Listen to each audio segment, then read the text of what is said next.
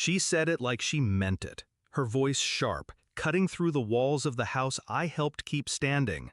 Get out, and don't you ever come back. So I left. I didn't shout. I didn't beg. I didn't remind her whose money kept the lights on, whose name was tied to the mortgage she flaunted as her own. I just walked out, quiet, deliberate. And 3 weeks later, when my father called and asked why the bank was leaving voicemails, why the mortgage payment hadn't gone through, I finally answered. I had been paying it for years. At first, I didn't mind. They were my parents. They'd raised me, fed me, clothed me. When Dad lost his job, I stepped in. 1 payment turned into 2. 2 turned into years. It became routine, me covering what they couldn't. They never thanked me, not once. Instead, Mom treated it like a debt I owed her for being born. We gave you life. The least you can do is help us keep the house. I believed her. For too long, I believed her. The breaking point wasn't sudden. It built slowly, like rot in the walls. I'd come home from 12-hour shifts to find her in my room, rifling through drawers, mocking me for the things I bought with the scraps I saved. She'd sneer at me in front of relatives, calling me ungrateful, selfish, while I was the one wiring thousands each month to keep a roof over her head. Still, I stayed quiet. Still, I kept paying. Until that night. She didn't just tell me to leave. She spat it at me, like I was nothing, like I wasn't the reason the roof didn't collapse on her head years ago. I looked at her and realized she didn't see me as her child anymore. She saw me as a resource, a checkbook with legs. So when she told me to get out and never come back, I decided to take her at her word. I called the bank the next morning, canceled the automatic transfer, froze the joint account.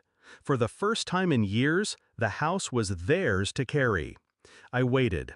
At first, the silence was satisfying. No texts, no voicemails, just peace. Then came the calls. First from my father, voice tight but polite, then desperate, then angry. He demanded answers, demanded money. He said I was abandoning my family, but they abandoned me first. The confrontation came in the driveway. He'd shown up at the small apartment I'd rented after leaving. His shirt was wrinkled, his face drawn, eyes full of panic. "Why'd you stop paying the mortgage?" he asked, as if he didn't already know. I let him stew in the silence for a moment, let him feel the weight of the question he should have asked years ago. Then I said it, calm and clear. "Because you told me to leave, and when I left, I took my money with me." His face collapsed. It wasn't anger this time, it was realization.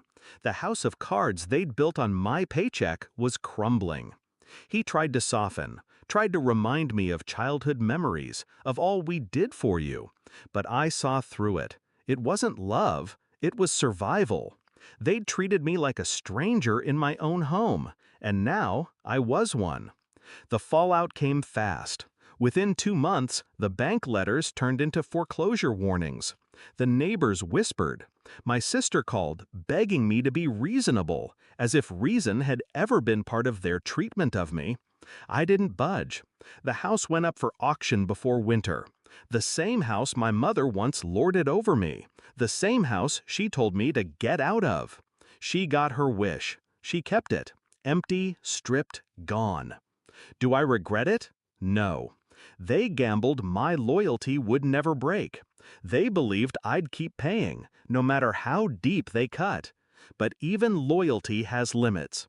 And the day my mother screamed, "Get out and never come back," she drew the line for me.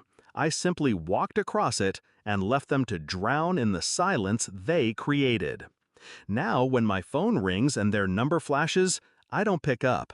I don't owe them answers anymore. Because the truth is simple, I didn't abandon them. They abandoned me the moment they forgot respect comes before sacrifice. And I made sure they'd never forget it again.